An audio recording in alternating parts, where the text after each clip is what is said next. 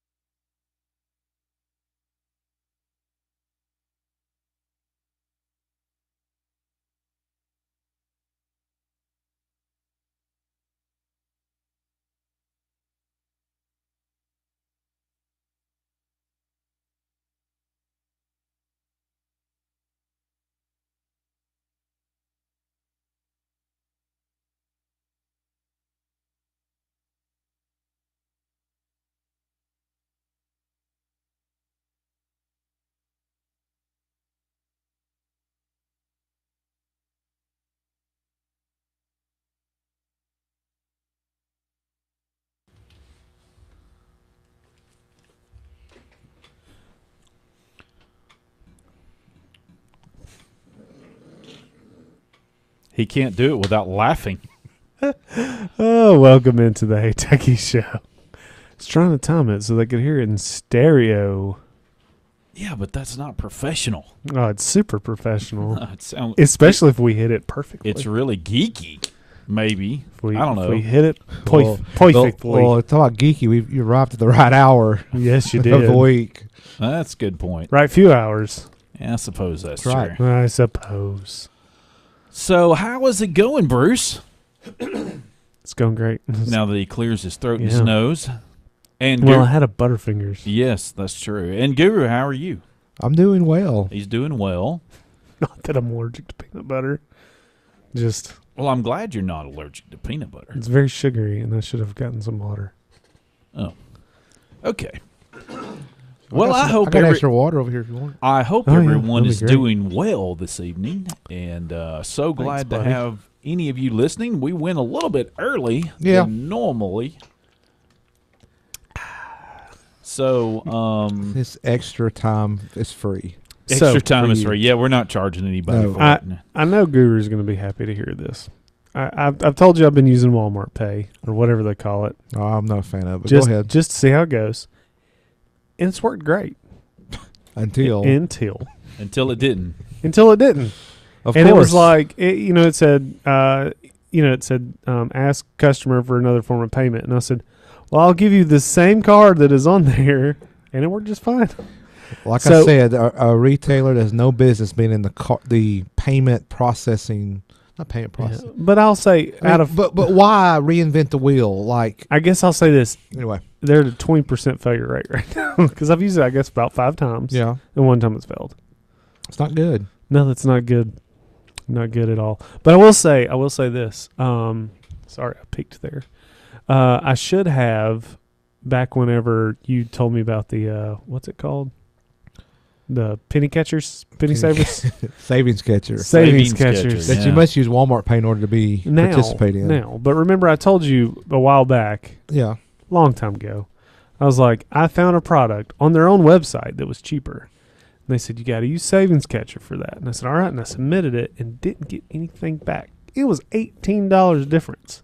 Oh. And I don't think they noticed, they didn't offer it back then, but now they offer if you found something, you can dispute whatever they've submitted and say, hey, I found this cheaper.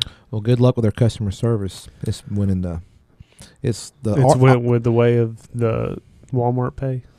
No, it's just of the savings catcher. I'll just say this: customer service in general is a dying art, and a retailer who the customer's not always right.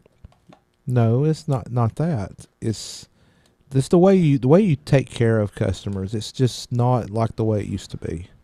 And I'm not just speaking I'm speaking of a product. I'm speaking of a lot of companies. That's just that's a dying art, unfortunately. I'm no longer a customer. I'm a product. By the way, 256-782 5600, and you can be a participant Not a customer, not a product. You can be a product of the Hey Techies show. Not a product. You can be a participant on the Hey Techies show. Thank you for talking over me. I really appreciate You're that. welcome. Very You professional. just need to make sure. No problem. Yeah, great. You need to make sure it was they got the right product. You'll be a product of the show. No, seriously. No reimbursement. Seriously, though, I'm really impressed that y'all opened up the show like that with this. Because, I mean, I have a story of someone else dealing with Walmart. I know how to do these things. Yeah, I know. You do. And I really didn't even mention it. I actually mentioned it to Guru, I think. Yeah, you did, but I have ESP. Yeah, you do. No, I'm just... Bruce's ESP. You know, that takes hours of planning. Yeah, you think I don't prepare for anything. I was born prepared. Right. buddy. I knew that was coming next. I was born prepared. Why do you think I can just show up? My wife sent me a text today. Don't give away our secrets. We spend hours preparing for the show. Hours, My wife weeks sent me even. a text today, speaking of Walmart, and she went to Wally World, and she said 3 cashiers open, and it's the 3rd of the month. That's when all the government, like people that get Social Security and stuff, get paid. 3. My understanding. I will say I have received many surveys from Walmart since using the Walmart Pay, and I fill out every single one of them, and that's what I say is not enough because I don't go through the self checkout. Yeah. Well, unless I just absolutely have to. If it's like I got one product, and it has its purpose, but my concern, and I have a story to back this up. Okay. That I haven't given yet, but my concern is that no cashiers checkout is what. Oh yeah, it's heading that way. Well, that's what Amazon's doing. I understand Amazon. I've got a story about that later. I will say Walmart's already. Okay, hold on, just a second. Okay, one.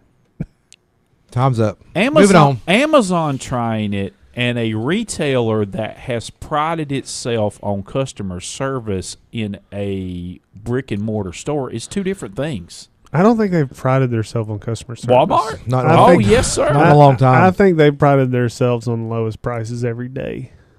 Well, that's true, but Yes. but a long time when I worked at Walmart, and that has been a long time, we did pride ourselves on our customer service. Yeah, but I'll say this. Every place says but let me say this about the people that worked there. Let me say this about the Amazon cashierless checkout. Yeah. I've experienced it firsthand. It's a weird experience. It's not what we're accustomed to. But Guru went in there with the shady eyes, looking. Like, but what I'll say though is make a run for it. If you can implement technologies where that will work effectively, where the customer is not overcharged, they're charged for what they get. It does not, make mistakes where it's going to lose the store money, and you can invest that labor into having people available to help customers. You're shifting that payroll to more of a service based, to where you don't have people sitting there having to, ring up orders at a cashier stand. Yeah, but I mean, if they can figure that out. Now, Amazon's doing it on a small scale. We're going to talk about that later in the show. I've got an article about what Amazon's doing. And, I mean, I know it's under the Walmart umbrella, Sam's Club, they're doing the little app. Oh, yeah, Scan and Go. Scan and Go. Which I use that. That's great. But I've never used that. Except for having to stop and show them your phone, let them scan the QR code, and then okay, yeah, that's how many products. It's like, man, I pay for everything every time I come in. But the Amazon model where you just basically, and we talked about on the show, if you go back a couple months when I described that in detail, I mean, it required just basically using that app, scanning into the store, and then it knows, okay, and it keeps track of where you're at, what you take off the shelf, what you put back, and when you go through the turnstiles and leave, that's what you're charged for. Yeah. Okay. I mean, there's none of this having. I just thought of something. It requires no extra work on the part of the consumer. And Bruce is getting cold. I'm right under I know. And I just thought of something, Guru. What? What if you're one of those people that don't believe in putting things back on the shelf where you got it? I wonder, does it... I don't know. That's a good question. Because you know those folks. I've met them. My wife gets so frustrated at me because I'll go find the place I got whatever I got. Yeah, I want to put it back because, I mean, both of us have worked retail, and somebody's got to put that back in the right spot. All 3 of us. Oh, all 3 I'm of the us. same way. I mean, but very first job was in a grocery store. Well, see, I But understand. for this cashierless checkout stuff to work, you've got to, hate to say follow the Amazon model, but what Amazon's doing, they've got it. I mean, they're figured out on a small scale. You've got to I know. scale that I get out. that. But imagine that trying to work in a big box store like a Walmart. that's what I'm saying. I just don't see that But you it could get there. you're going to have to change society first. No, No, just got to change just the technology. QR code as you pass through. Not necessarily where it is in the store, but just as it passes through a certain area. I just think that this is not going to work everywhere. I think it I will. think it's not going to work everywhere. I think it will. I think it will. Mm-mm. I don't agree with you. It's I going to know. work. I It's know gonna you work. don't agree with me. People will be forced to use it. That's my problem. Some people don't want to do that. Well, it's like the Amazon Go store. You must have that app installed on your phone for even going to the store. And that's going to turn some people I know off. Well, They don't I mean- want to be a part, and they don't have to go there. Oh, wrong number. Or maybe it's 256-782-5600. if that's working. Now, I haven't tried it in a while. I have no clue whether that's number We'll, still we'll working. watch for the flashing light here in a minute, maybe. But anyway, I have a feeling they'll figure out the technology to like what you're talking about. Yeah. Where Did you just call it? I'm calling it now. yeah, it's working. Well, it's working. If It's, that's it's you. working. Oh, that's going to be somebody else because I just... Oh, y'all go ahead. Anyway, we're trying to see if we can get this call. So, you were saying you don't think it's going to work. I don't. I think sorry. it will. I think that was you, Bruce. Was it? It must have been because Man, that was quick. I mean, I had just hit send, and you're like, now. "Is that you?" Now I can't drop the line. Here, I'll call back. No, do not call Don't back. Call back. Do not call back. It'll go away in a minute, maybe. I don't know. In case it was someone that wasn't me, 256-782-5600. Well, anyway, Well, moving on. It's So- broke now. They're gonna. Well, you can't call us tonight. Sorry. No, I think technology will figure out how to scale this out to a larger store, and for people who don't put stuff back where it belongs, it'll be able to account for that. Well, I was just being facetious about that. But I think that they'll get there. It's gotta start small. Yeah, but I still think there's going to and yeah. See, they're going to bug us. We have to turn that down. I'll take care of this. Okay. So, but real quick, back on Walmart. I can't find the story right now, but they are going to be bringing robotic sweepers and vacuums. Yes. To replace. Yes. Oh, do you have a story on that? I do actually. Great. Yeah. Find that story because I could talk about Well, let me talk about this with Amazon Go since we've been talking about Amazon Go. So, TechCrunch reported today, as a matter of fact, that they're testing their cashierless checkout for larger stores. We said that like the one I went to in Seattle was a very small, kind of convenience store size store. Right. That's even a term, convenience store, small store. But they're now testing in larger stores, according to a report from the Wall Street Journal from Sunday. The system, which involves an array of cameras, tracks shoppers' purchases alongside weight sensors on shelves. Been rolling out this year to smaller convenience stores, like I just said, Seattle, Chicago, San Francisco, and New York. Well, New York, I didn't. Anyway, new report says that Amazon is trying out the same technology in a larger space in Seattle, where the ceiling heights are higher and there are more products to choose from. Things that make the system more challenging to implement. So they're getting ready to scale this joker out. Yeah. Amazon Go Supercenter coming soon. And where were all the cities again? Are Right they- now, Amazon Go is in Seattle, Chicago, San Francisco, and soon to be New York. I missed that a second ago. Okay. Do they say any of where the places they might put it? No, it doesn't. Let me keep skimming through here. Because but I'm wondering if like Atlanta or Huntsville or Birmingham wouldn't surprise me, but or you know, Nashville. I'd drive up to Nashville. but here's this thing goes on to talk about because Amazon owns Whole Foods. Yeah, they do. In particular, it could be difficult to get a cashless system to work with items where the size, shape, and weight varies, like fresh produce. The Wall Street Journal notes. Whole Food stores are also larger. They're typically 40,000 square feet and house some 34,000 items. Yeah. Yeah, but Tell you one thing they don't house, Advil. yeah. I will never forget that.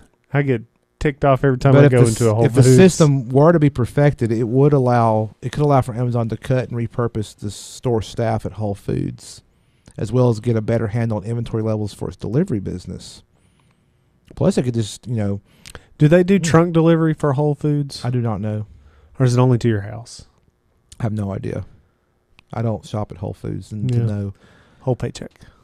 When I heard where Publix is doing like pickup at the store and delivery, but they're using an third party company. Yeah, isn't there a company based out of Birmingham that did deliveries? That I want to say Kroger bought. Maybe there was a Birmingham based delivery that shipped SHIPT. I think that's the company based in Birmingham. Well, when we come back, I'll figure it out. We will have a call that wants to talk about this. So, okay, Hey cool. Techie Show. Be right back.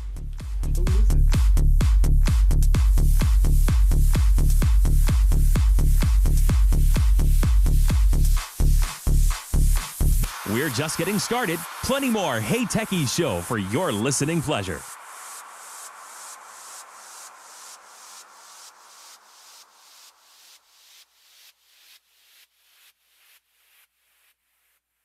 The skills you can develop as a soldier in the Army National Guard can give you an edge in the high-tech job market of tomorrow. The Guard offers career training to take advantage of your skills in science, technology, engineering, and math that can help give you a leg up to a high-paying and rewarding STEM profession. Gain practical experience with emerging technology and equipment not found in the civilian world.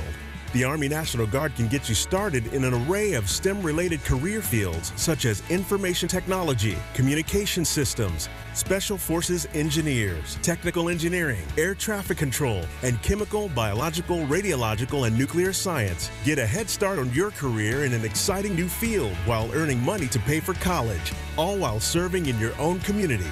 Log on to NationalGuard.com or talk to a recruiter in your area to learn about all of the STEM career opportunities available to you in the Army National Guard. Sponsored by the Alabama Army National Guard. Aired by the Alabama Broadcasters Association and this station. This is an Alabama legacy moment. The 375,000 acres that make up the 3 ranger districts of Talladega National Forest were purchased by the federal government in 1936 as part of an effort to restore clear-cut timberlands and farmlands no longer capable of producing crops. The beautiful reserve includes the 102-mile Pinhoti National Trail System and Alabama's highest and second highest points, Mount Cheaha and Duggar Mountain. Sponsored by the Alabama Bicentennial Commission. When a the child ABA, plays and with the station. blocks, the skills of a future engineer, rocket scientist, contractor, and architect are developing. A child on the playground is practicing the skills of a future athlete. When a child creates art, the skills of a future illustrator, author, and artist are being discovered. In a first-class pre-K classroom, children do all these things and discover a lifetime love of learning. For more information on pre-K, go to children.alabama.gov or just Google pre-K and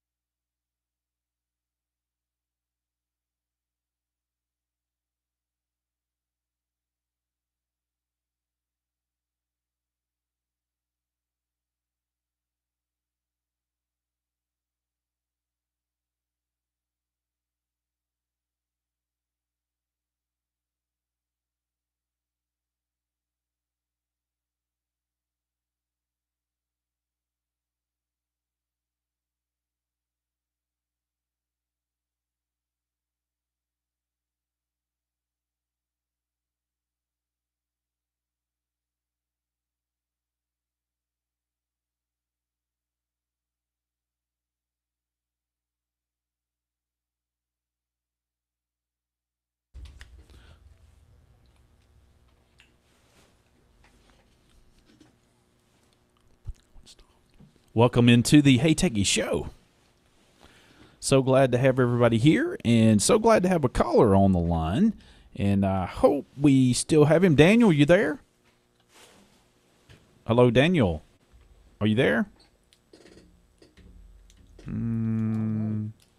don't know what's going on. Hit that button back to air again. While we're waiting, this You- episode brought to you by Ludens. They're like candy. Daniel, you there? Hello. Like, I guess it must be. Oh no, man. Must have done something else wrong again tonight. Could be the phone. Could be the phone. Could be the phone. Could be. Well, while we're waiting for Daniel to call back, Windows 10, with all its problems, is getting an icon design overhaul because that's the most important thing they should be doing right who's now. this now? Windows 10. Oh, Windows 10. Well, they didn't just redesign it with Windows 10. Yeah. Well, apparently they're Wasn't all good enough. Yeah, wasn't good enough. Got to keep it fresh. Don't worry about it working right. Just How much is that going to cost? just keep the icons fresh. Just quit having bugs in your software. How about that? I can live with the old icons. I mean, some bugs are okay. I mean, it's to be expected. But when it just renders everything useless, why'd you even push it out? Yeah. Now, don't know what's going on. So yeah. anything else about these? I mean, is any sneak preview what the icons are going to look like, or Not according to The Verge. I don't see Okay. anything on this.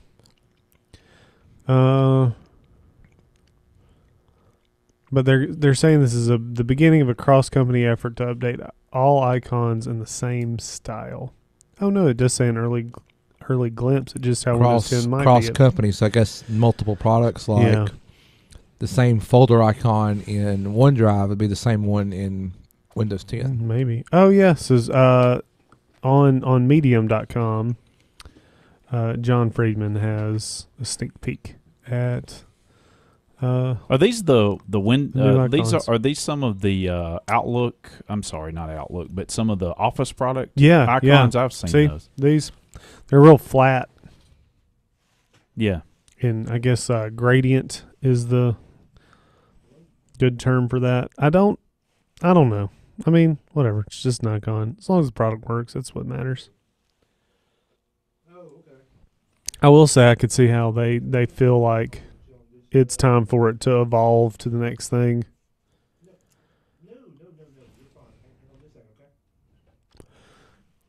I thought that light was supposed to turn a color on the air. I don't think it does. Let's see if we can get Daniel on now. Daniel, you there with Daniel, us? you there? Hello, What is going on tonight? This phone is just. hello, Daniel. I just talked to him. No. Oh, you there? Hello. Hello. Oh, okay. Hey. Hello. You still got us? Hit that. Hello? Hit that. No, I know what's wrong. Leave everything alone. Leave Oh. Oh. I Hey. hear you on the radio. Oh, now I hear you. There Okay. you go. Yeah, we're having some technical difficulties. It's a tech Oh, show. that's What do okay. you expect? That's okay. Go figure. Well, Third time's a charm, you know. Some of the phone system, that stuff gets touched, and I noticed it was in a weird state earlier today when I got here, and I was trying to figure out where it should be in, and so I think we got it people now. before you, with radio shows, they might have messed. No, they actually didn't. I it's think probably configured from when they had football. something probably Saturday. had something I like see. that. Yeah. So Daniel, how you been? Pretty good. Happy late Thanksgiving to my friends. I hope you're all good. Yes, sir. Yes. So, what I know you called a little bit about Walmart. I think we were talking about that. What kind of comments do you Well, have? yeah, I think I wanted to touch on what you both said. I know you both kind of had a different opinion on like the customer service end of Walmart and Sure. how, and I know that's not really tech related, but it's something that I've thought about a lot, and I just I'm like maybe I can put my 2 cents in, Sure. But it's like you say Walmart, they say they pride themselves on customer service. That's the hope, that's the maybe in their logo or their motto or credo.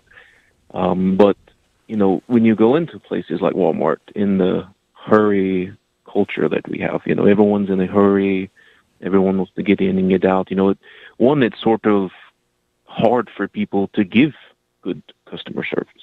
I've worked in retail before, and sometimes when you're there checking people out, I've been in line and the person didn't say one thing to me. They just checked out my stuff, said, "Here you go," and I'm like, "Okay, thanks."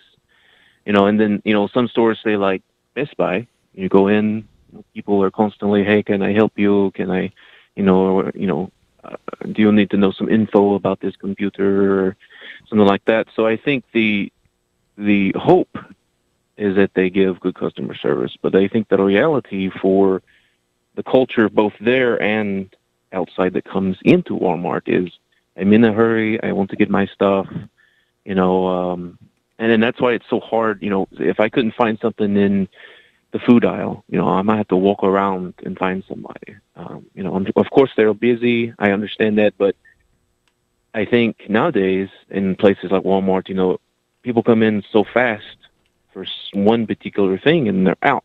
So it's hard to give good customer service. It's hard for the Walmart employee to give good customer service because maybe people in the culture we have right now, they don't care about customer service. I understand. I do think, though, however, that technology can help in some of these areas. I think that apps built to let you know where things are in a store are better. I was going to comment on that too, because particularly we're talking about Walmart. I mean, I don't want to pick on Walmart, but I know with the technology piece, this will tie us back into the show here. I've been in the stores lately, and they have a lot of it's really bright yellow signage, and it has like a letter number, and it's like the kind of the icon of like talking about icons earlier, but like a pinpoint on a map icon. But it's got that letter number. And I was curious, so I pulled out the app while I was in the store, and you could search for an item, and it would tell you what aisle it was on, and that would correspond to that signage around the store. Okay. Which, again, helps you. You're trying to find something, and it's hard to find somebody that can help you, like an employee, but if you have their app, you can search, I'm looking for, I don't know, bacon. And it'll say it's on A4 or whatever, and you look for that A4, and it gets you in the ballpark of where it is. It's probably going to take you right to that point, but at least this is maybe a first step. Right. Yes, I know on the Walmart app, like, I used it to go do, I used it for a grocery pickup. Yes. And I know if you click, like I was getting materials for a pot roast, and I wanted to get, you type in the name and it pops up the item and like G7 and in this aisle. So that's handy, and I think with more technology, maybe it could free people up to give you better customer service. If anything, just, hey, can I help you? Hey, can I do this or that? Or it would, if you go in Walmart and there's 17 aisles or 13 aisles and only 2 are open, and it's frustrating because there's 10 people in each line, maybe that could, put more people in the register or give people more jobs, Yeah. See, the problem is, and as I said, I have a story that I hope we'll have time to tell, but I don't think that's where it's going. I mean, I actually think it's going to little to no cashiers, whether we like it or not. Well, it goes back to what we talked about with Amazon Go, with what they're trying to do. And, I mean, Walmart, I guarantee you they're trying to figure that out right now. Like, they've got that Scan and Go in Sam's Club, and that's great and wonderful, but they want it to be very little impact on a customer having to go scan their products. It's like the next evolution from self-checkout. It's like no checkout. Yeah. Again, I hate to call it the Amazon model, but Amazon's the one that's pioneered this cashierless shopping. Right. In a physical location. And if Walmart or any other retailer can figure that, it's going to be game changing for them in terms of from a staffing perspective. But do you think that would reduce the number of employees? Like if there's really no need for all these people being customer service representatives, essentially all the store needs is stockers and managers. Yeah. And I hate that for I would hope it would not do that, but I can see Walmart's an efficiency machine, and they're trying to figure out how to be more efficient. And as a person who used to work retail, I worked retail for 15 years of my life, that was my livelihood, when I was in high school and college and even beyond college, and I mean, people, that's their career and that's their livelihood. And I hate for people to lose their job. I would just hope they would transition some of that resources to other roles to where. Well, it's very much like automation and manufacturing. You need people to keep robots in working order, but the robot can take away 4 people's jobs. And and that's you could translate that to retail. And that's the unfortunate side effect of automation. It's just we just got to hopefully, as a workforce, keep educating ourselves to where we can still be viable in some sort of role if our job was to get eliminated. Well, and that is just a general comment there. But I know from the retail perspective, I used to work in retail. I think all of us here in the room have, But, I do agree that people are in a hurry these days, and we just don't spend. It's like the online grocery pickup. I've commented on this show about how I personally use it, and I love it because I don't have to go shopping for groceries anymore. Yeah. I can do it in the comfort of my home, go through their app and go through my pantry and scan what I need, and then I just swing by the store, pick up my groceries, and I'm back at the house. Right. Yes. Well, what do you? I'm sorry. No, go ahead, Daniel, please. Well, I was just going to say, it's like a never-ending conflict. Like, you want to get your stuff fast. Okay, that's fine. You have busy life. You want to get stuff. But then at the same time, you won't, if you can't find something, hey, where's the workers at?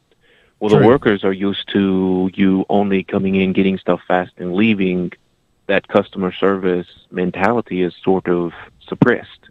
It's like if you go into, say, well, again, I'll use Best Buy. Best Buy has people, quote unquote, who are familiar or I guess maybe experts on certain technology or phones or computers, and those people are needed there. And Best Buy, of course, is a smaller store, but I don't know. It seems like I don't want to say double-edged sword. I want to say like you want to get your stuff fast. You go in, you can't find it, you want customer service. Well, customer service people are busy stocking. They're used to their customers not asking questions because they're just in and out, in and out, in and out. So it's almost you wanting something, but then the actions of the customer and the evolution of the mindset of the company makes it to where you can't have both things at the same time, So I don't, again, maybe it's just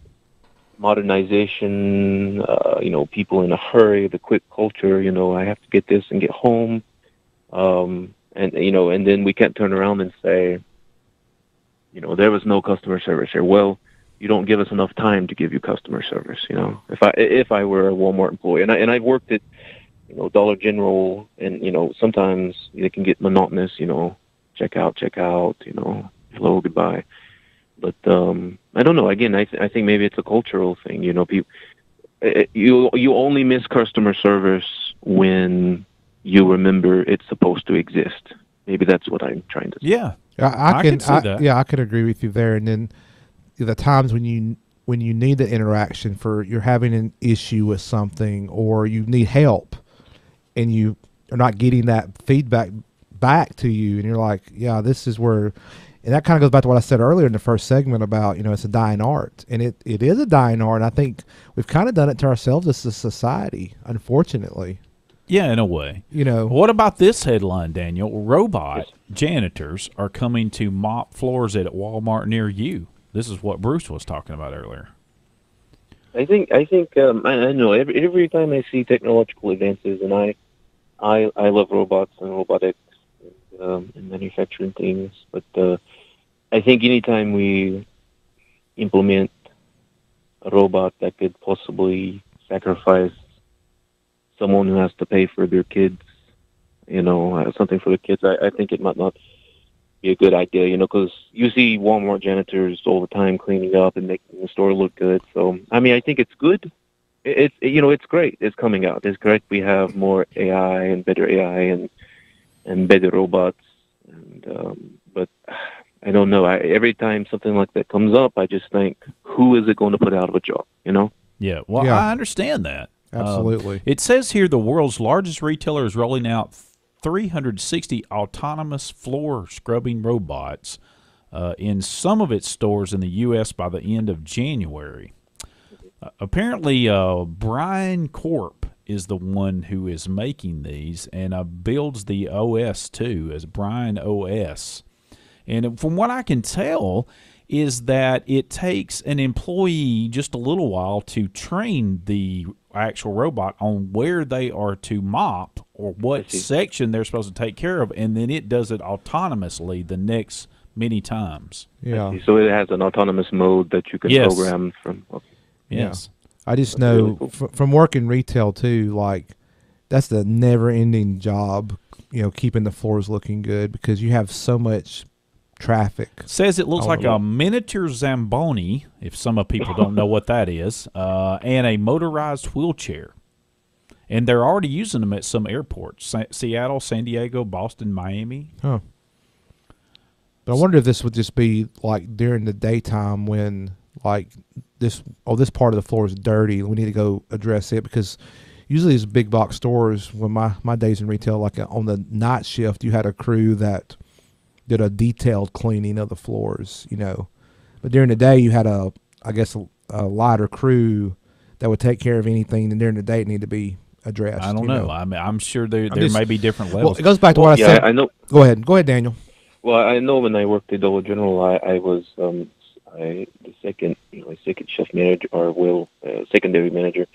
While we closed the store, one of my duties was mop the floor while the associates cleaning up the front desk. So I would mop the entire store. So if I had a robot to do that, perhaps I could concentrate on more important things. Sure. I mean, there's a lot to look at it there. Yeah. Certainly could look at it that way. And I think unfortunately, and I don't like to say this because I agree with you, Daniel, but I think Walmart is probably trying to test this concept out to see, can we do this to eliminate people doing this job? Yes. But at the same time, I would just hope they would redistribute that labor to something else. But why can't we? Okay, so I think one thing that would put to rest that fear of Mr. Joe losing his job would be, how about Mr. Joe gets to keep his job? He gets a better, higher paying job, and he can concentrate on other parts of the. I think with a company like Walmart and that multi-million dollar, billion-dollar company, that's great. Let's have our cake and eat it too. Let's implement new technology that makes jobs easier, and then let's take the people that it takes the jobs away from and give them more responsibility job. A higher paying job where it can give them skills, it can give them resume building opportunities, instead of making it a robots are coming, everyone loses job. It's like if robots come in a manufacturing place, how about let's help people go learn how to be a robotic engineer, robotic technician to keep the robots in check. Well, I think that is a realistic goal in some areas. I don't think that will translate for everyone in every situation, and that's going to be the problem. Everybody's not going to want to do that. Some people are not wired to do that. They're just they do what they do, and that's pretty much it. I'm not saying they can't, but many people in their lives are their biggest restrictions. They themselves restrict themselves more than anything else does on what they can and cannot do. And so that is something that will end up like it normally does, working itself out one way or the other, I think, over time. But no, the question will be on this is it successful? There have been other attempts to try similar things, but they haven't necessarily been successful. Yes. So the question will be, will this be successful? We'll just have to wait and see. Yes. Like the rest of this one. Let me ask you this before we let you go. Yes, sir. How and we may have asked you this. You've called so many times, and we appreciate it so much. But regarding this issue, how do you go through a cashierless checkout sometimes, or do you always use a cashier? Probably, if I go to Walmart, almost every time I go to self-checkout. Okay. All right. Yeah, I was going through self-checkouts when there was only two self-checkout, like when they first started it, Now, just curious, you don't have to answer this if you don't want to. Big loads of orders or small orders? I think if I'm or medium. Usually my grocery buying, I never have to buy a bulk because I buy 2 to 3 times a month. Okay. So I usually have a medium load, Okay, and I can just swipe it very quickly. Okay, all right. Well, that's what I was wanting to know. Okay, all right. Well, see, that's what Walmart's hoping for. That right there is you're the customer that they're really hoping they keep and continue to because and that's not a negative thing. I'm just saying this is the niche. There's no wrong answer here. This is the niche that they're looking for. Well, it's just like, with Amazon.com, I'll compare them sort of to, you go to Amazon looking for something and they hope you'll buy a couple of things. Sure. But at the same time, it's ingrained in me that if I go to Walmart, there's probably 2 registers open. So why waste my time staying in line for 15 minutes when I can check myself out in 6? I think it's the way to train people to do it differently. I mean, I think it's the way to pressure may not be the right word, but engineer people maybe to do it differently. Bruce doesn't like that either. He's not even listening to me. No, I was getting a suspicious phone call, and I love that I can just screen the call. Oh, yeah, that's nice. They hung up. Anyway, Bruce is having a little bit of a throat problem. Yeah, he's got a cat in his throat or something. So that's why you hadn't heard him much. Could you should get some tea and some peppermint tea and put some sage in it, and it can really help your throat. Some bourbon. Some bourbon or some vodka. Vodka. Well, Daniel. Okay, well, thank you guys so much. Yeah, thank you, man. Thank you so much. Thank you for sticking with our technical difficulties. We appreciate it very much. Thank you, guys. You have a good night. You too. Bye-bye. Come off too quick. Good. Sorry about that, Daniel. But thank you so much for calling. Appreciate it. Yeah, that thing's acting silly. It I don't know is. if the buttons are goofed up or something. I don't know, but I had a thought there and I lost it. But I helped him lose it. That's okay. It's no big deal. But I'm all about making things better in the workplace, but I'm not a fan of people losing their jobs. Well, no, obviously nobody is. But I think this is what it was. So a company like Walmart, you talk about trying stuff to see if it's going to work. Walmart's got the war chest to invest in this stuff, to see if it'll work. I mean, they're buying 300 of these floor cleaning robots, right?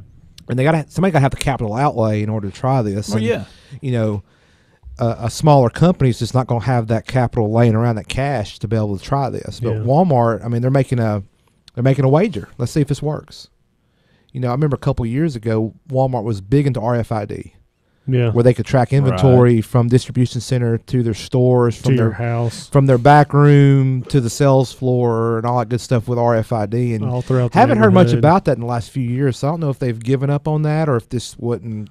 Well, they backtracked because of invasion of privacy, and that too. But they identified what had the RFID tag on it. Yeah. But anyway, they invested heavily in that to see how it would work. And I mean, you don't see a smaller retailer trying that. I mean, they're kind of like, we're going to wait on the big boys to try it and then go from there. Well, like you said, Amazon's and Amazon's a big company now, so they're doing they've done this, Amazon Go concept, and they're getting ready to make it, expand in larger footprint facilities. Yeah.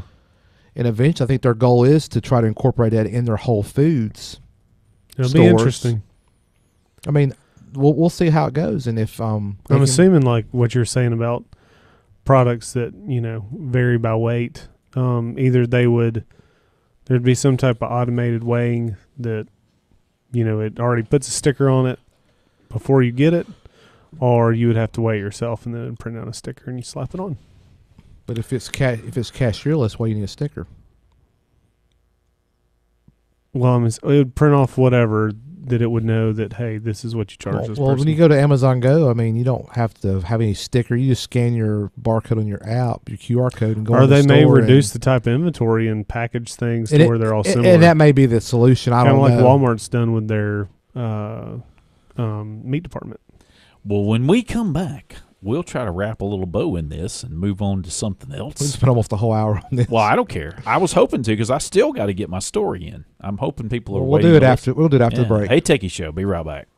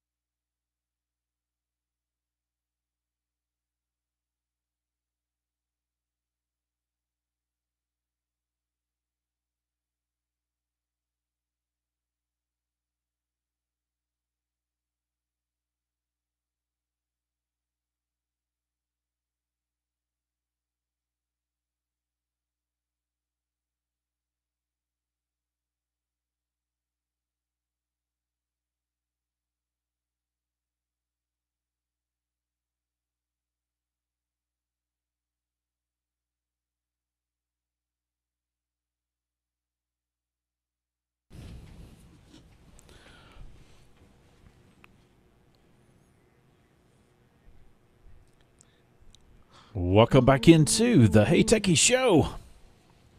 I love that. I like that song. Good old Mercy Me. Yeah.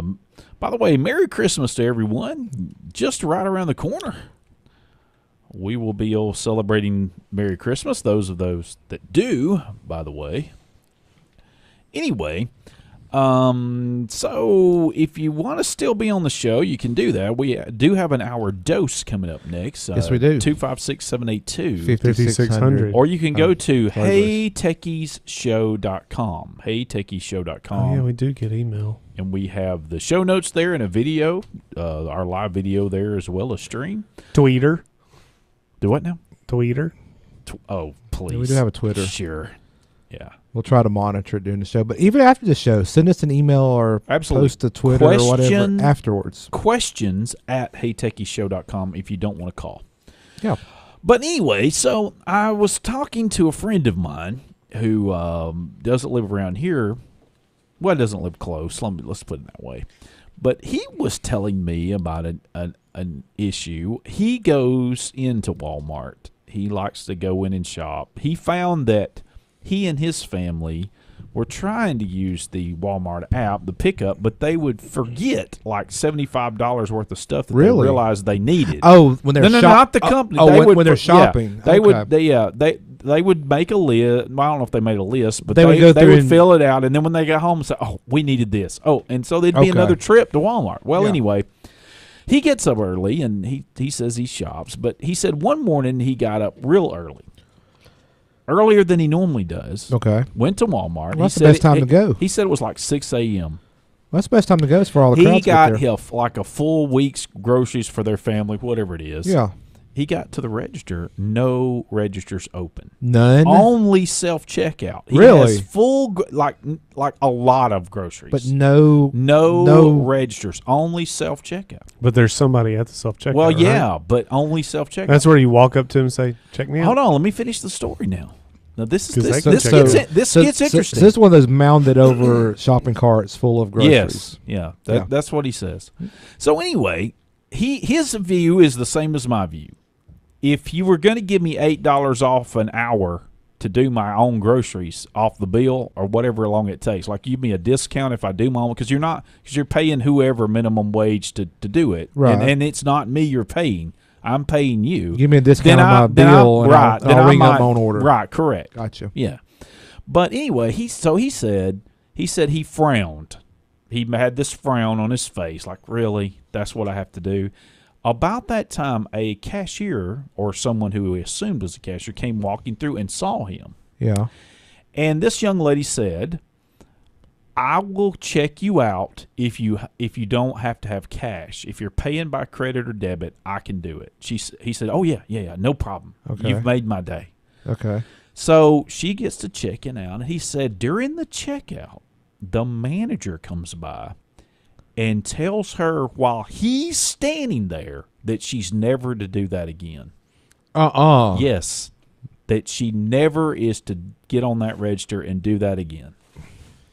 And did he not give the manager an earful? Well, he said I would have. He like, said, excuse me? He said he wished he had it. But then he said, well, I don't know what kind of trouble because this guy was obviously a jerk.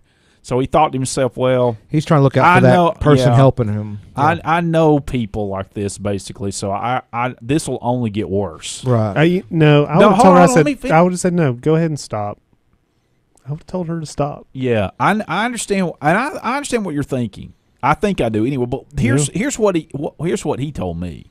He said, I told her that she should tell her manager that she made my day. That she went above and beyond. She is the nicest thing that's ever happened to him at that Walmart since they've been there. He said it's not really a great place. It's really not a great one, and their customer service is terrible. But she was the best thing that he's ever had happen to him. And he said, you need to tell. Of course, he said in retrospect he wished he would have said something. Oh yeah, yeah. But I guess he was trying to get out of there at that point. No. Yeah. Sometimes just like let me just kind of just not. But knowing the person who it is, I actually am surprised because he is very blunt. Well, I was gonna say he's probably caught off guard. Yeah, Just like, because normally is this really happening? I mean, you wouldn't. Yeah. That's ridiculous. Yeah. You even if you had security reasons for that or all the other reasons as a manager, you don't do that in front of a customer. No. Correct. Never do it in front of a Yeah. customer ever. Correct. I would have told her to stop. I would have said, "You and me are getting on the phone with corporate right now." That's what I would have done. Yeah, I said, "I'm not leaving this store until you leave this store." yeah. It's ridiculous. But see, that's my concern. This is why I'm tying this in a bow. Yeah. That is the example. And I'm sure not every manager would handle it this Oh way. yeah. That's I probably think this that's an outlier. That is an outlier. This individual's a giant jerk. I don't have to meet them. I already know they. And anybody who handles something like that is probably not a nice person normally. But anyway, a long story short, that's my concern. Oh yeah, I'm gonna have to be checking out a mound of groceries. Yes. I would rather just order it online and go pick it up. I know. I get that. But and wait but for think, my time slot. But here's to be open. here's what I'm saying is technology going to push us to a point where we can never do it if the other way if we needed to. That's what. Oh yeah, no, you're right. There's that is true already today. That there were so many paper processes before that if a system goes down, people don't know how to go back to that paper process. Yeah, I mean, I know we deal with that. It would be like just like at this university, if for some reason Correct. registration was down, and we said we're going to have to register everybody the old-fashioned way. Yeah. There would be no way to do it. Absolutely no way to do it. No way good. And there'd be 3 people probably. No that know way how to do painless. it. Yeah, No way yeah, painless. It'd be no way painless for sure. But nobody would know how to do it. I don't know if I can't swear to that. It wouldn't be a lot, that's for sure. I wouldn't say nobody. I would even the people that went through it probably have forgotten how to do it. Well, maybe. But like I remember, But I mean that's a good this, example. that, But I'm just saying that I saw that and he told me about that, and then my wife tells me about the story today where she's at Walmart on one of the busiest days of the month. Yeah. And 3 cashiers during the day. I mean, The third of the month is a busy day. Right. People get paid. So I'm just thinking that I don't think it's a stretch to say that in some way they're trying to push this faster. They are. And, They're it makes you. I'm not saying this is what they're doing, but it makes you think. Well, they're forcing me to use self-checkout, or forcing me to use online grocery pickup, or forcing me to do this because they're basically limiting your other means of doing it. Yeah. Now I don't mind like at Sam's. Excuse me. As I pick up the item, I scan it and put it in my cart, and then I can just walk out the door. I don't understand. mind that. Yeah.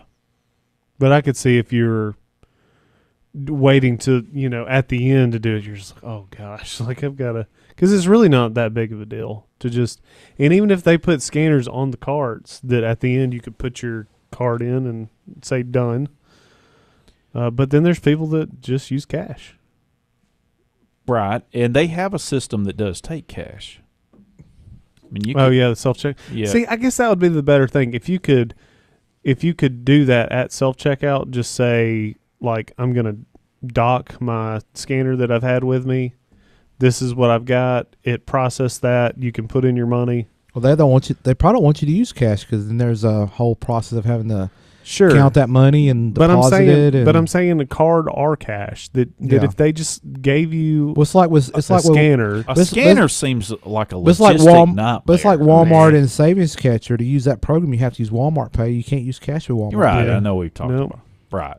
Correct. Yeah, because that's another part of retail that's labor intensive. Because I used to do that role in part of my retail careers, having to count down the money that would come in. Oh yeah.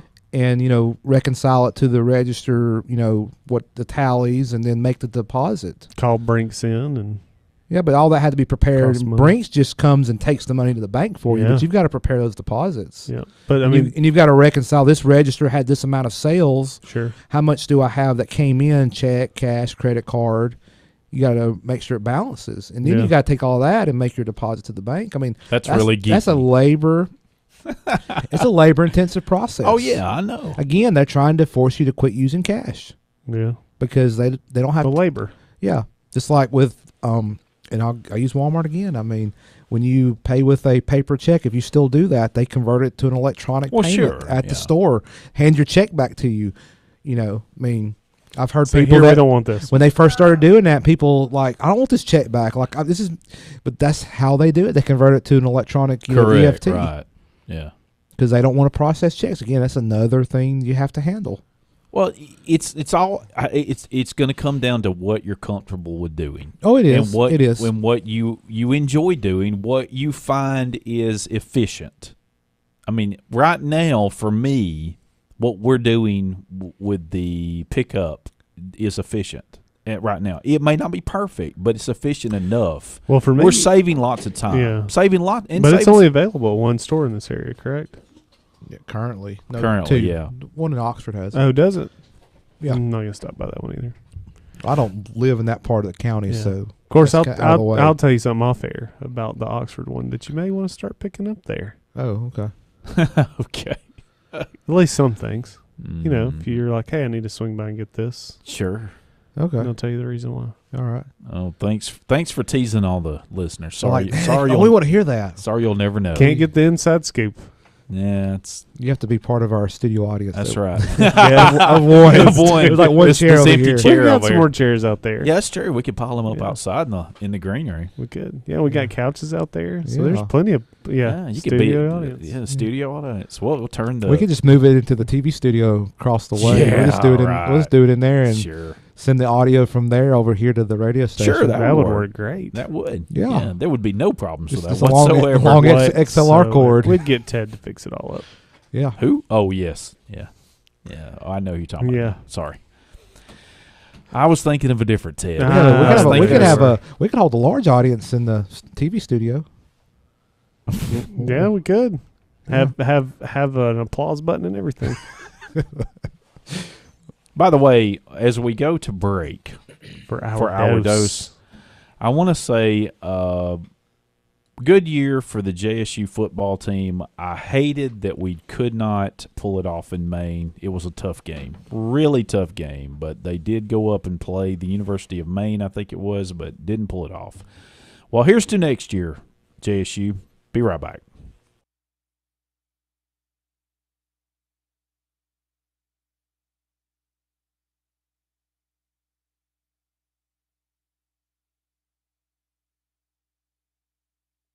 Live from NPR News in Washington, I'm Jack Speer. A military band and a 21-gun salute signaled the arrival today of the body of former U.S. President George H.W. Bush at the U.S. Capitol. Mourners paying tribute to the nation's 41st president who began to lead the nation as the Cold War ended. That sense of history was not lost on Senate Majority Leader Mitch McConnell. Today, this hero has returned to the Capitol a final time. Not on the front porch of our democracy this time, but here in its hallowed cathedral, beneath paintings that tell the story of our land and our liberty. Former President George Bush, wife Laura Bush, and Jeb Bush among the family members on hand as tributes were made today. The body of the Republican former president will lie in state at the Capitol Rotunda until Wednesday, when a state funeral will be held at the National Cathedral. President George H.W. Bush died Friday. He was 94 years old. President Donald Trump and First Lady Melania Trump were among those paying their respects today. Subpoenas will be coming soon in an emoluments lawsuit against the president. NPR's Jessica Taylor reports a federal judge has ordered that discovery can proceed. The attorneys general of Maryland and the District of Columbia are preparing to move forward with subpoenas for President Trump's businesses in their lawsuit alleging he is in violation of the U.S. Constitution's emoluments clause. The list of subpoena targets will be released on Tuesday. The lawsuit has zeroed in on the Trump International Hotel and whether or not the president has profited from both foreign and state government spending at the hotel. This is the first time in history that an emoluments case has ever gone to trial. There have been questions about Trump's legal and business entanglements ever since he took office, which have been compounded by the president's refusal to release his personal tax returns and his hesitation to sever ties with his business empire.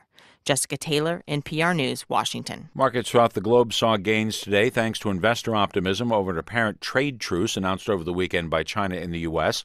More from NPR's Emily Sullivan. A months-long trade war that's vexed international markets saw the temporary truce after President Trump and Chinese President Xi Jinping held a meeting in Argentina. The U.S. was planning to increase tariffs on $200 billion worth of Chinese goods on January 1st, but will hold off for now. The Dow opened with a bang this morning, but then fell back a bit, closing up 287 points, just over 1%. The broader S&P 500 index was also up about 1%, and the tech-heavy Nasdaq gained just over 1.5%. Markets in Asia saw an even larger boost. The Hang Seng and Shanghai Composite both closed up at more than 2.5%. Emily Sullivan, NPR News, Washington. Taking a look at some other market numbers, the Nasdaq was up 110 points. The S&P rose 30 points today. You're listening to NPR.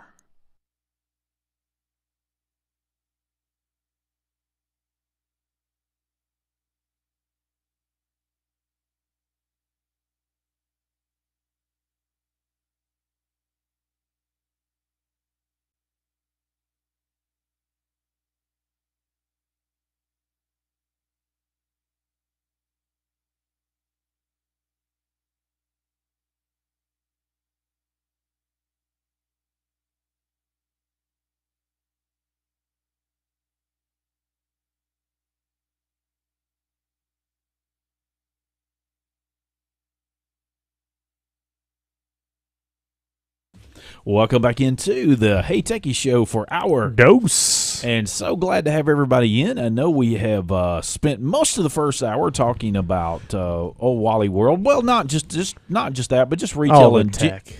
Just retail in general, about the technology and how it is affecting those retailers and what they're doing about it. But anyway, what were you going to say? I was going to talk about SpaceX real quick. Yes, we're moving on. We had a SpaceX launch today. We did. Actually, and not like in the overnight hours. The last few have been kind of in non-normal hours for the U.S. This happened around lunchtime, Central Time. Yeah, you kept texting. It was long. Well, I text like There's twice. nothing wrong with what you did. I'm going to stop doing that then.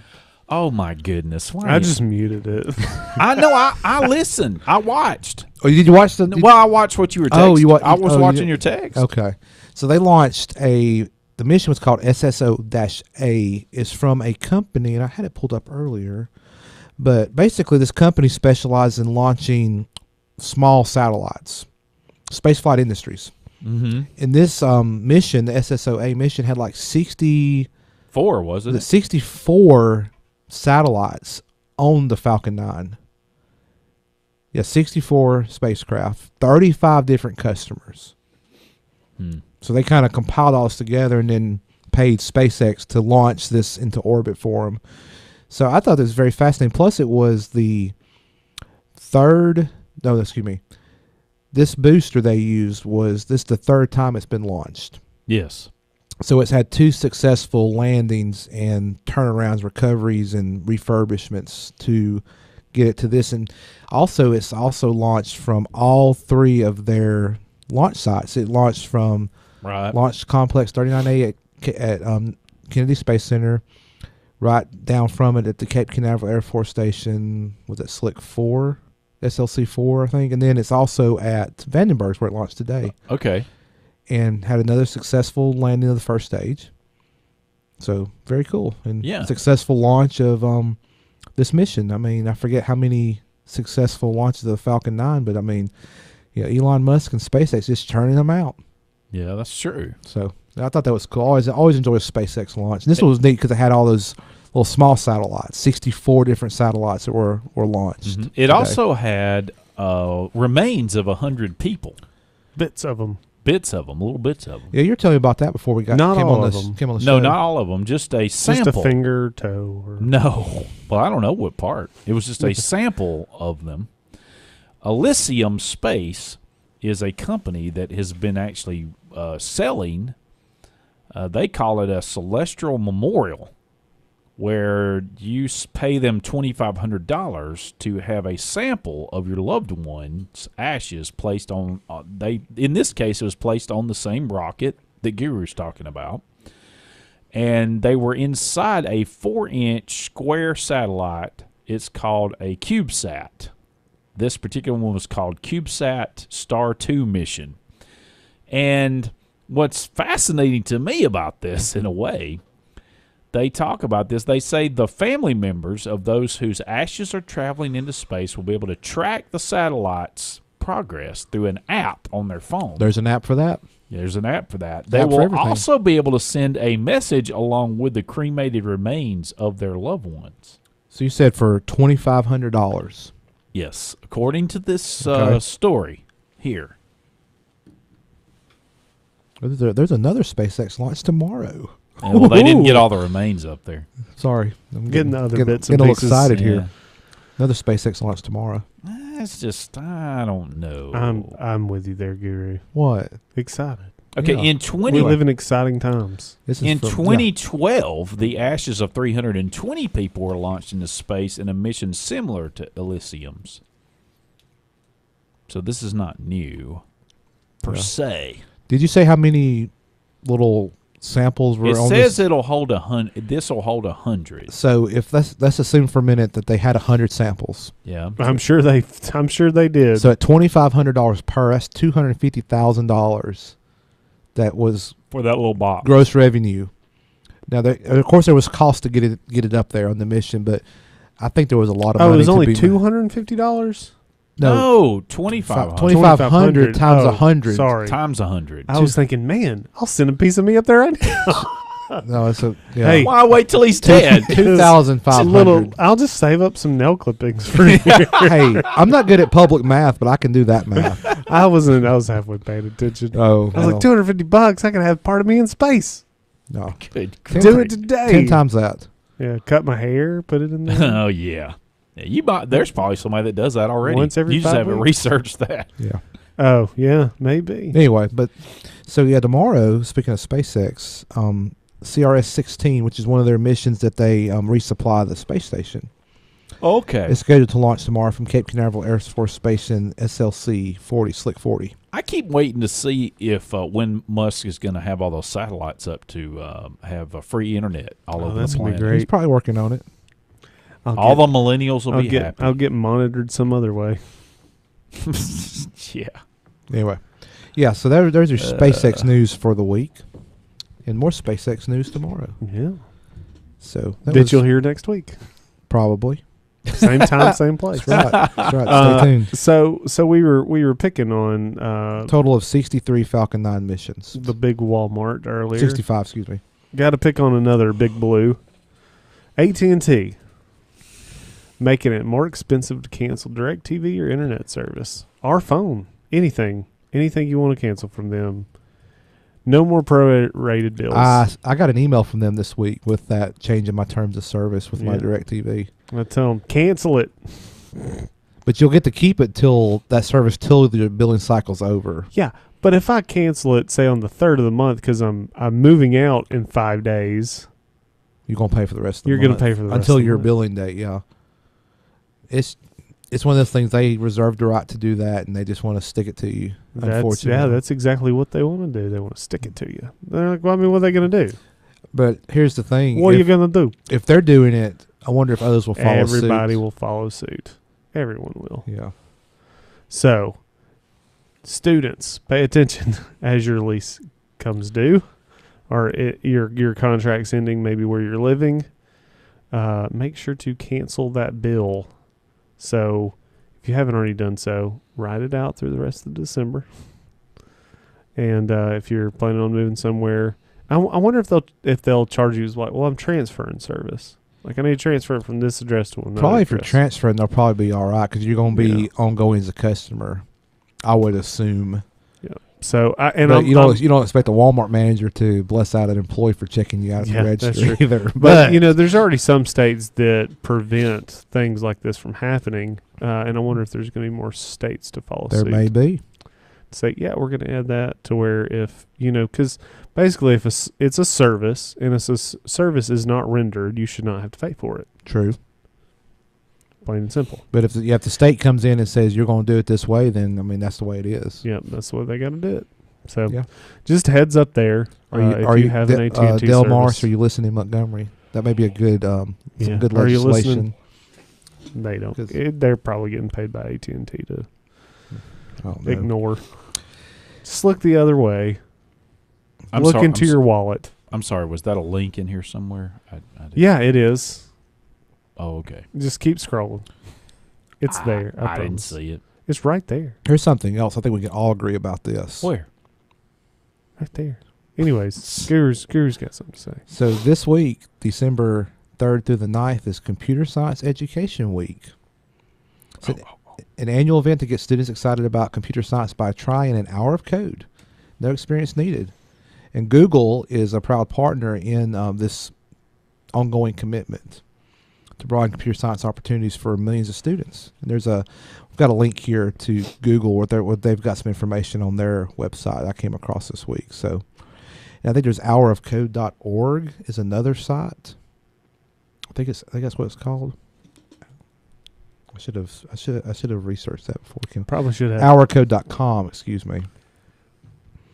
They've been doing that for several years, trying to get that in the classroom. And they got lesson plans and stuff for teachers that want to try to do this in the classroom. I know this is the week, but it may be hard for them to work that in this week. But you can do it next week or the week after. I mean, speaking of code, but this is STEM. This is part of STEM, and this stuff's growing for sure. So speaking of code, Huawei is developing its own Android alternative OS. I saw something about that, but I didn't click to read the whole Some thing. are saying that it's gonna really put a hurt into Google and Android. I don't see it. Maybe in the Chinese market. I don't think it'll happen in the US It kind of goes back market. to that, I don't think so either. late to the game, late to the party type thing. And I think this is really going to hurt Huawei's market share in the U.S., which I'm fine with, to be honest. They're trying to be brave. It's Yeah. a bold. Huawei has a market share in the U.S.? Yeah, they actually do. There are people that really want to use their products, I guess. Yeah. Yeah, I mean, now, I will say, just like when they came out with the... I know. They had got some good products. I know, but there's always that concern. Oh, I agree. Totally agree. 100%. It's just like people that deepen OS. D-E-P-I-N OS. Yeah. I mean, people want to use it, but their concern is that it's run by it's got a direct connection to the Chinese government. I mean, that's and of course they denied it all up and down, and I mean, I can't say one with the other, but still, that is the big elephant in the room, if you will. Yeah. So, I mean, well, they're saying that we may see it by the summer, so we'll see. Okay. Hey, Techies Show. Be right back.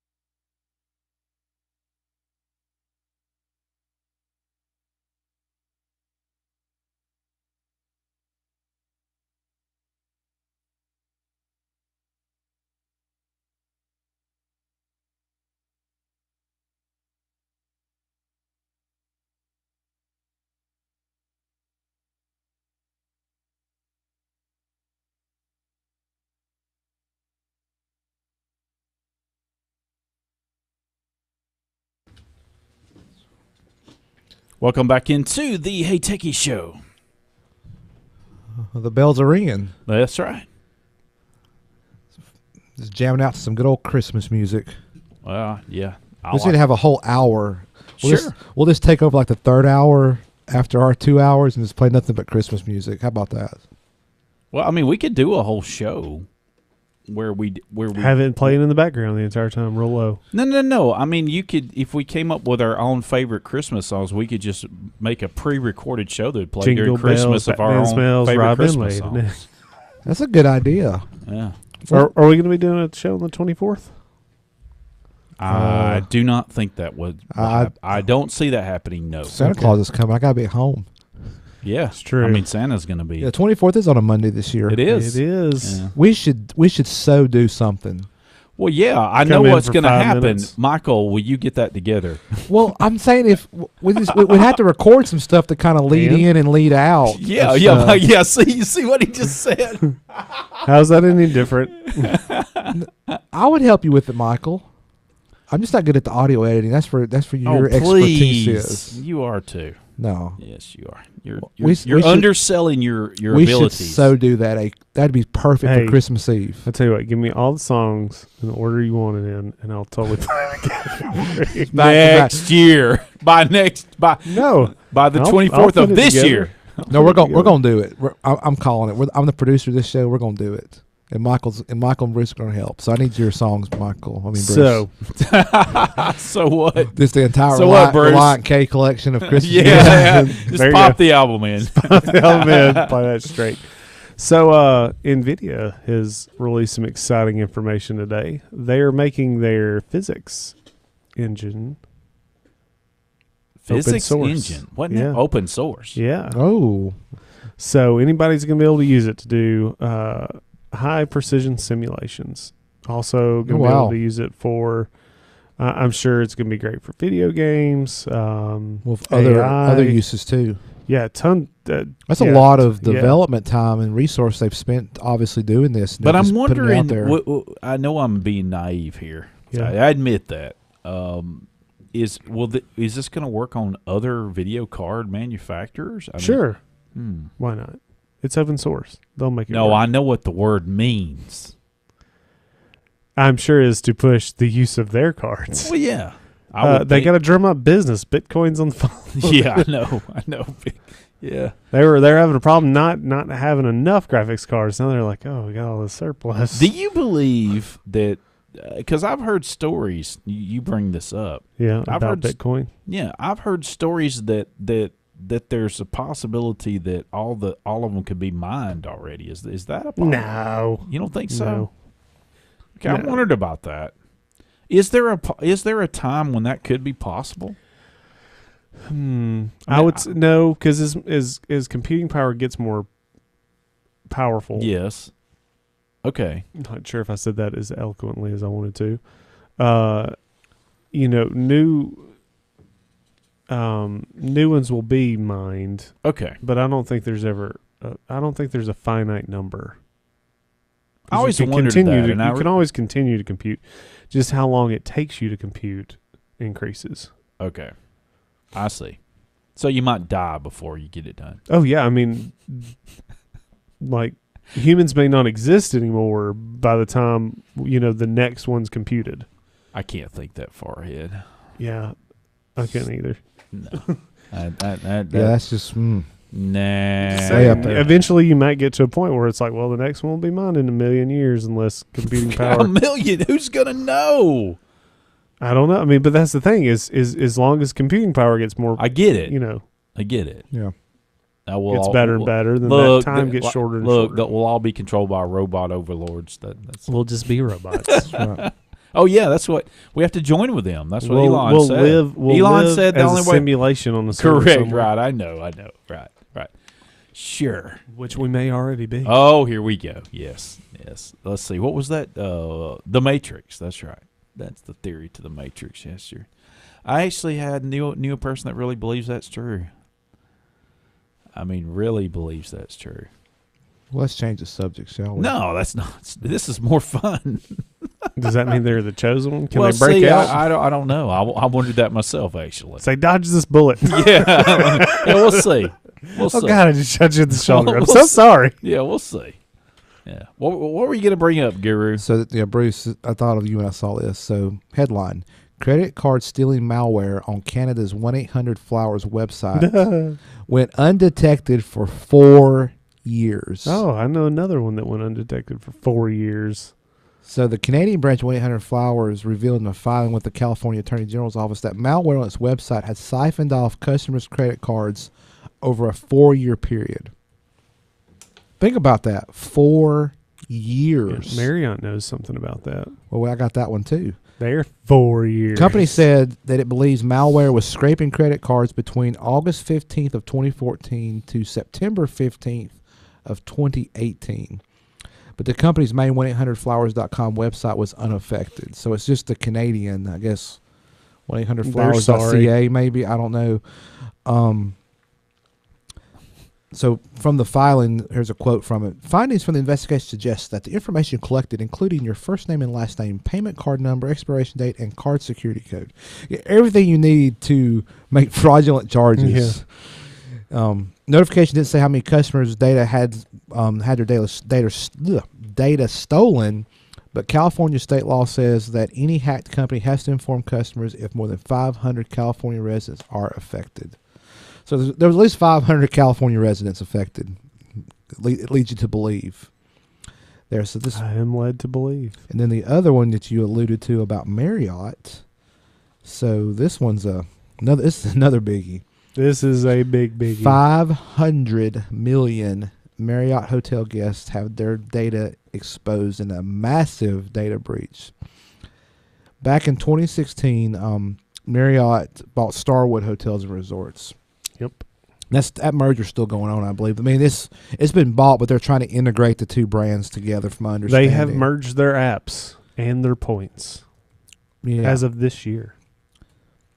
You know, and so far I haven't gotten an email saying, hey. So Marriott has announced that a massive data breach affecting over 500 million of Starwood.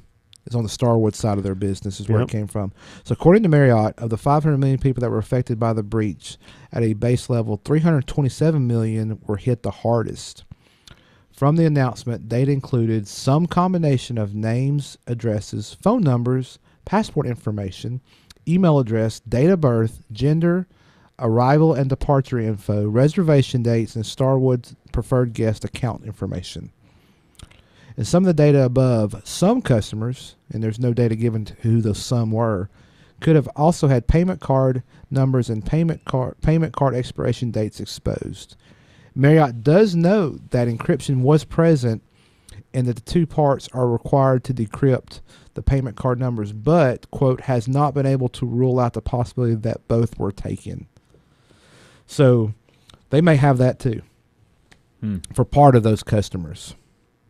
Nice. So, you know, if you've ever, if you're a Marriott Starwood customer, you're like, well, what do I do now? This is in this article I'm reading. We'll put in the show notes. They're saying if you are a Marriott Starwood customer, you should receive an email in the coming days if you were affected. In addition to that, you can also head over to the company's company's dedicated website for the breach and look at the FAQ plus call center information if you have further questions or concerns. I have not received one yet. I'm both a Marriott and a Starwood customer. Yeah, I have not received one either. And this article, but if this article was dated the 30th, so late last week. If I do, I'm demanding that I be one platinum elite lifetime and 1 million points. Yeah.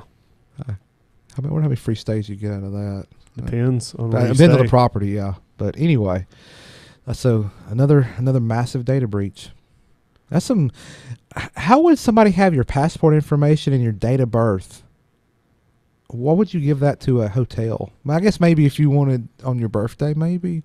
I'm trying to think if I've ever given that information to any of these major hotel brands. I mean, granted, they'll have name, address, email address, payment card information, obviously, if you're making reservations. But the passport information and date of birth kind of threw me off. I mean, airlines, yes, they would have that obviously because if you travel internationally, they would. Well, I would think that. some of that too. You would give so the concierge could take care of things for you. Maybe optional. Yeah, perhaps. But anyway, this is another data breach. It's sad to say. I mean, it used to be these things were like few and far between, but it's now like every week on the show we're talking about them. It's not about if, it's about when. Yeah, it is. Unfortunately, which I'll have to tell you a story about assessment I just did. Okay, off air. Okay, can't tell you this on air. Sorry, if you got to be here. No, I can't even tell you that. I can't tell you anything about it. Never mind. Take all that back. Forget it. Yeah, he takes it dump back. the last 8 seconds. Yeah. Anyway, he didn't tell anybody. So, moving on to some Apple. Well, I guess we got rumor. We need to do rumors, don't we? We do. Okay, hang on. Let's just. I'm hanging. Hang on. Let me get ready. I'm Let's sitting. do this. I'm sitting and hanging. Actually, I've been yawning like crazy.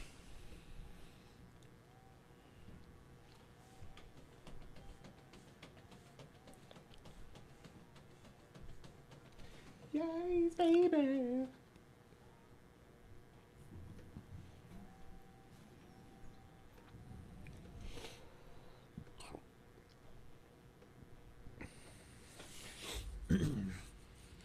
Yeah, the rumor mill's been kind of quiet the last few weeks. You know, Apple kind of let out all the air in the balloon, so to speak, with their late October announcement. Yes. And I try to find non-Apple rumors, but that's the only ones you can find are these Apple rumors. So I apologize to our non-Apple fans of the audience. We do care about you just I guess as much. I could have said something about. I could have waited for Huawei to be. Well, that was the first one, so we're going to continue on There here. we go. So Apple to wait until at least 2020 to release 5G iPhones. Yes. According to Bloomberg sources, Apple is planning to delay its support for the next generation of high-speed mobile services coming in 2019, just as it did with previous generations. So according to this quote here, this is a quote I'll read. As with 3G and 4G, two previous generations of mobile technology, Apple will wait as long as a year after the initial deployment of these new networks before its main product gets the capability to access them, said the people who asked not to be identified, discussing the company's plans. So, I mean, it kind of falls with their MO and their way of operating. We talked about this out in the green room about, Apple's not really, they wait till it gets a little more mainstream before they introduce it, because if it's something that's only available in select markets, and you say, oh, the new iPhone 11s Super Duper Looper whatever phone 2019 model, it does 5G, but you only get 5G in like a dozen markets or 20 markets, and if you can't get it in Jacksonville, Alabama, like, why do I want that phone? Pushes the cell phone companies to get it to market quicker. I mean, that's a valid point, but according to this, it's going to be, is. It's going to be 2020. So not next year's iPhone. Well, according to another article, that Verizon will launch a 5G Samsung phone in 2019. Samsung, you don't need that thing. Well, I know, but I'm just saying. Too much crapware on it. Yeah, it's not my thing either. Bruce is shaking his head in agreement. Well, I do too, but some people don't agree, and I'm sure if you really want to go to 5G and you have that capability, you may consider buying that before you do an iPhone. Get to that bandwidth cap faster. Yeah, True. I know. That's a true statement. They probably won't. I doubt that they will increase the bandwidth cap. Anyway, here's my other rumor here. This is our friend Ming Chi Kuo. He or she has a lot of rumors that come to bear, and some of them are usually pretty true. So, headline from Kuo: AirPods with wireless charging case expected in early 2019. All new model in early 2020. In a brief research note highlighting Apple suppliers for its popular AirPods, wireless earphones, the analyst Kuo predicts that new AirPods with a wireless charging case will debut in the first quarter of 2019, with an all-new design model falling in the first quarter of 2020. So this would be that way you can put your AirPods in the little case it comes in, and then be able to stick that like on the little... Right. Which they haven't come out with that little charge mat yet. So I guess that's coming out maybe next year. We'll see. That little Apple charge mat you can charge like your watch and your phone and this all together. Oh, yeah. But Quo notes that fewer than 5% of iPhone users currently own AirPods. With over 1 billion iPhone users worldwide, there are, quote, great potential growth opportunities for the accessory. Well, I won't ever own AirPods because the Apple earbuds just do not fit in my ears very comfortably. But I will say when I was in New York back in October, I saw a lot of people on the street wearing those earpods. And around here, I've just saw a handful of people. Okay. So that 5%, I mean, I guess you distribute it out across, like I said, a billion iPhone users. That's probably about right.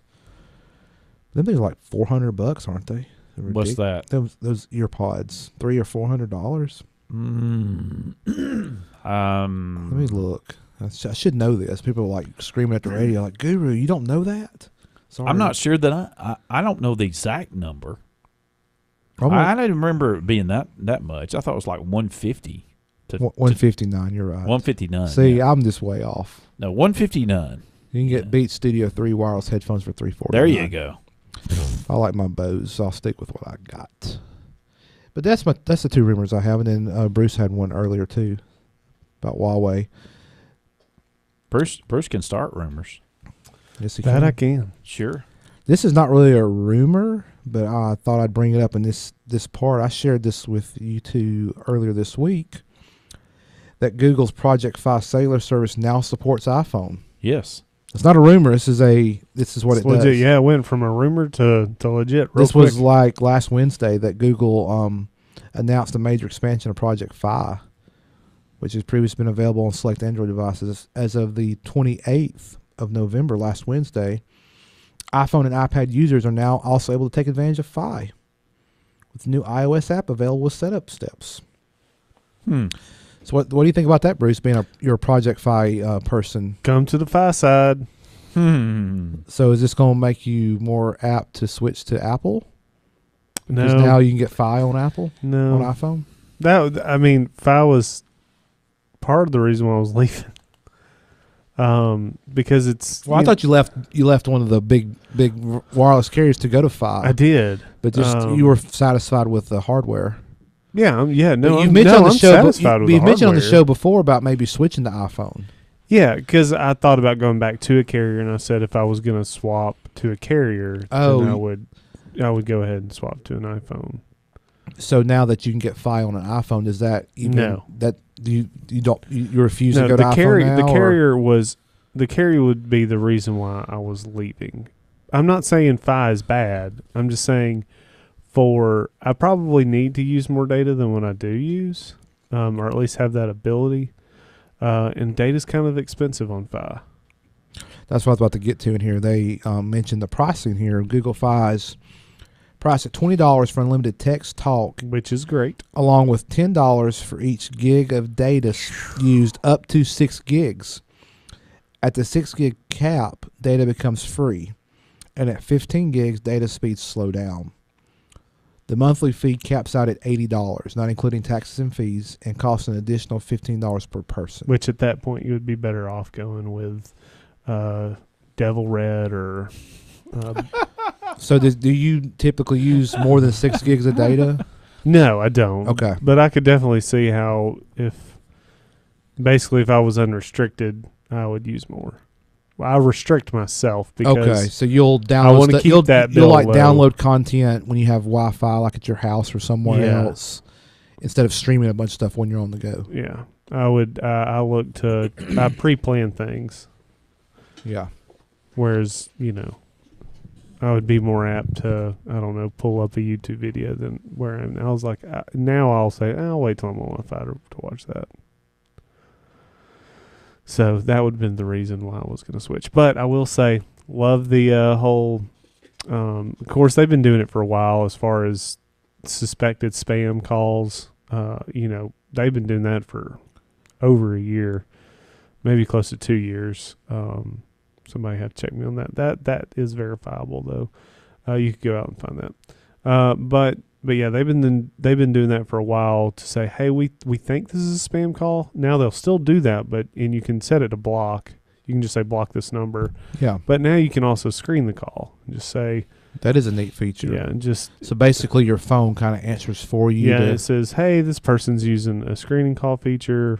it shows the whole script whenever somebody calls. Yeah. And I can just send them to that. And it transcribes what they say. Yeah, it'll transcribe what they say before I choose to pick it up. So you just read it off the screen, and then you choose, I'll answer it and talk to this person like, hey, this is Guru calling. Hey, pick up. And then I'll pick up. And if it's, I would like to offer you a good deal on blah, blah, blah, blah, blah, blah, blah. Yeah. Your credit card, blah, blah, blah, blah. Yeah, because all that's going to be automated. Yeah. And you just say, nope. Or it disconnects. This is Dave from Microsoft. Nope. Or whatever his name is today. That could have come in handy this weekend, because I had a call from a foreign number.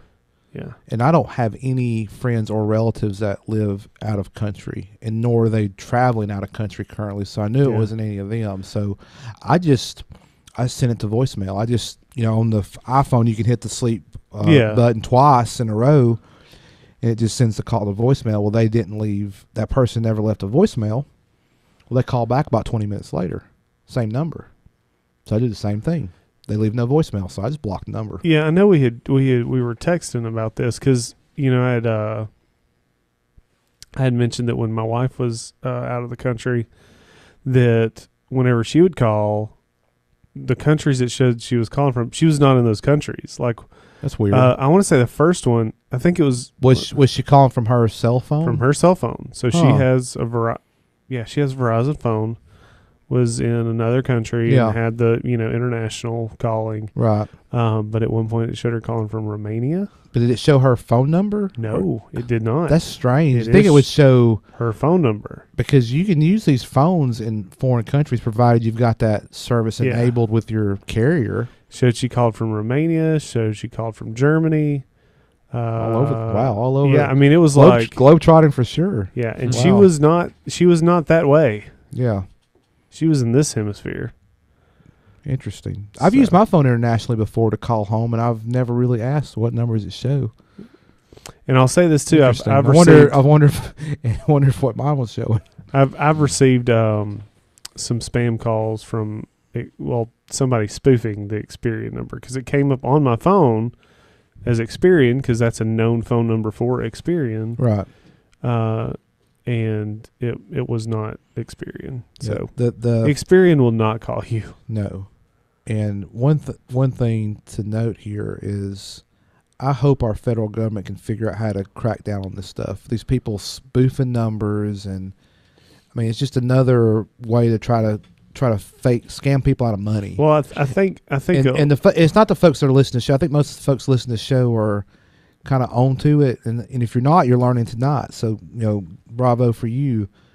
But there's people that are just not aware of all this stuff going on, and they fall victim to this, and I hate that.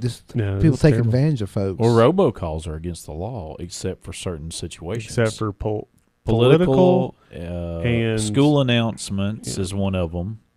Doctors, but they still call. Doctors can do it as far as pharmacies to tell about prescriptions. There's a it's a small subset, small subset. But the thing is, I'm still getting robocalls. So where's the enforcement? Yeah. I understand there's a law, but you got to be able to enforce it. And as we've talked on the show, as much as we don't like pie, I will say they have actually brought several these people that are calling to justice this year. Yeah, they have. I mean, if it's against the law, it's against the law. Don't do it. Yeah. It's just a lot of them are in different countries. It makes it that's far more difficult. That's it does, because of the international borders. But then you have the whole other thing that we've talked about on the show already, but it's been recent, I think, is the spoofing part of that aspect, and that's a problem. I mean, it's just not, you can't just blanketly say it's illegal. You can, but then you're going to have troubles with there legitimate reasons. Yeah, and we've talked about I've noticed, like several months ago up until recently, they would spoof a number with the same area code and prefix as your number. Right. But now they're switching tactics. Like, I had one that, it was not a contact on my phone, so it listed the number, and it tells you the geographic location based on the number. Yeah. And it showed Tuscaloosa, Alabama. Again, I don't know anybody that lives in Tuscaloosa that would be calling me, but I answered it. So you don't know. You said Big Al's calling me. Wants me to come. Maybe Nick Wants me to Saban come work. Yeah, maybe Nick Saban. Maybe Nick Saban said, I need an IT person. So hey, you want to come work for me? Right. But I answered it, and it was a robocall. Yeah. So I immediately hung up on it. But and I read something on a friend online was saying they're in the real estate business, and an area of the state where they do business, they started getting robocalls from those areas. And it's not their prefix like before. So they answered it thinking this could be a potential customer. Obviously, that's their business to buy and sell real estate. Help people with those transactions. And it was somebody trying to sell them something through robocall. Yeah. Anyway, they should have turned tactics on them. If they were good salespeople, they would have sold them a house before they got them off the phone. Anyway, so just the world we live in, unfortunately. Yeah. You just gotta. Don't fall victim to this stuff, please. Don't we've said for years, don't click links and emails, don't download attachments. Now it's like, do you even want to answer your telephone? Yeah, I know. Well, when the Hey Techie Show returns, we will be in our last segment for the evening. We will be moving on. Hey Techie Show. Be right back.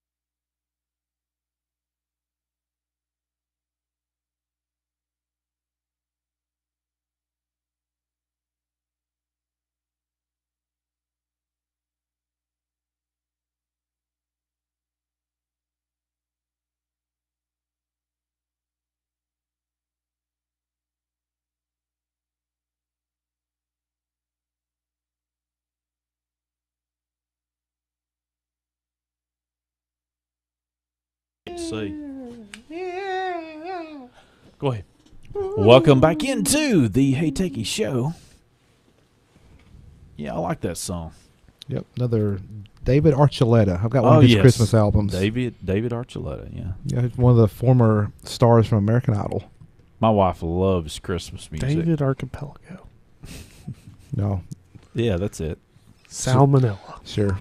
David So Salmonella. many of you have probably seen, and it's been, I guess, several days ago, last week, there were reports out in California of the Highway Patrol having to pull over a Tesla. Oh, pull it over. That was working under autopilot operation, and it is alleged that the driver, which was not driving, was actually drunk behind the wheel. Oh, I had heard they had fallen asleep. They're saying that they were intoxicated. Well, did they fall asleep though? I'm not sure about that. I think it's still under investigation, but could very well have been. Well, let's see. Here we go. Hold on, wait just a minute. This article says the person was Alexander Samek, S-A-M-E-K. By the way, what's funny about this to me, and it's not funny, but it is, he was the chair of the Los Altos Planning Commission. So this isn't just like some, this is a person that was well known to people. 70 miles an hour on the highway 101 early on Friday. So this is last week, I guess it was. The officers pulled alongside the car, noticed that they were allegedly asleep. And so it was in autopilot mode. So my understanding is they were pulled in front of the vehicle and slowed it down enough to eventually stop the car. They tried to awaken the driver to no avail, and they did arrest the suspect over suspicion of DUI, and that's pretty much all we know.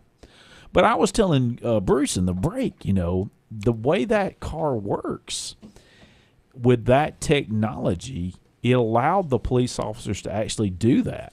We're not talking about on some old movie set where they get in front and pull out like the little spike strips. Well, they can do that, but I'm thinking more along the lines of pour sugar in the gas tank.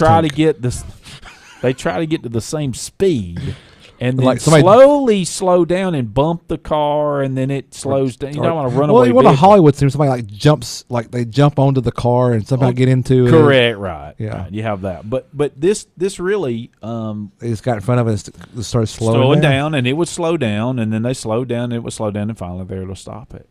They're like, oh. So I mean, they're like, that was easy. Yeah. Now, if they ever make the car, now shoot him. No. Now, if they ever make the vehicle where it decides that the person in front of you is slowing down enough that they're going to drive around them, then there's a problem. It's going to take it. Well, you'd have to box them in all around with multiple cars. It's going to drive a little more work, but Why is the car going around just now? It's put on its blinker. Well, didn't Congress they tasked car manufacturers by 2020 to come up with some communication systems, didn't that? Yeah, so we talked about that. Yeah. So maybe it's going to be the cop, pulls, and it's kind of like a here we go, electronic rope saying, "All right, pull on over." So it tells your car you have to pull over, yeah. And your car has to obey. I ain't stopping for no Kappa. Man, there's going. Yeah, that'll be something if that's the case. I don't know about that. This is ludicrous. Well, I don't know about ludicrous, but it would definitely I wasn't doing nothing. Oh, good grief. So get this. This is back to our Marriott story about the data breach with Starwood. So they started apparently sending out emails last Friday to people that are affected by this data breach. 500 million sent out. It's going to take a while. Yeah, I mean, but here's the problem. Constant Contact is moving. Well, here's the problem. The email sender's domain didn't look like it came from Marriott at all. Yeah, I'm sure they used something like Constant Contact. Marriott sent its email notification from email-marriott.com, which is registered to a third-party firm, CSC, on behalf of the hotel chain giant. CSC is a big company. But there was little else to suggest that the email was at all legitimate. The domain doesn't load or have an identified HTTPS certificate. In fact, there is no easy way to check that the domain is real except in a buried note on Marriott's data breach notification site that confirms the domain is legitimate. Yeah, I don't, and when these things happen, some scammers are going to try to capitalize on the situation. Oh, absolutely. And make their email appear to be from Marriott or from whatever company is sending out legitimate emails. So, well, if it makes you feel any better, the last I does. knew, and I think it goes up for bid every year, every few years. CSC owns the contract for Alabama Supercomputer. oh really? Yeah, so that's a lot of the employees up there are CSC employees. Oh really? I didn't know that. I thought they were all state employees that ran Alabama Supercomputer. Nope, Interesting. not all of them. Okay. CSC's a big company, Interesting. Did not know that. so They run Alabama Supercomputer right now. In in the past they have. I don't know if they still do. They may have okay. lost a contract to somebody else. the last server, the last pager service is to end in Japan, after 50 years. Oh, that's so sad. Don't Yep. take your pager to Japan. It'll quit working. I think at the end of next year, no, let's see, September of 2019, it's Yeah. supposed to be turned off. September Did you know 20 that they're saying that the number of users is now down to 1,500, the company said. That's a lot of infrastructure to maintain just for 1,500 customers. I mean, that's still that's a large number, but probably the area they have to cover. Get this, Guru. In 96, the peak of the technology, the number of users reached more than 10 million. Wow. In Japan. That was about the time. I think that's what they're referring to. In just the Japan. mid to late 90s here, pagers were all the rage. I never had one, thank goodness. No. Never needed one. You weren't want to be like your doctor, your little beeper. No, beep, beep, beep. Nobody beep, beep, ever needed me that much. I mean, Yeah. no way. Yeah. No. Well, I guess that's it. The producer has rang the bell. Yeah. The next show is coming up next. The bell has tolled, and the Hey Techies Show must move on. Hey Techies Show, have a good week.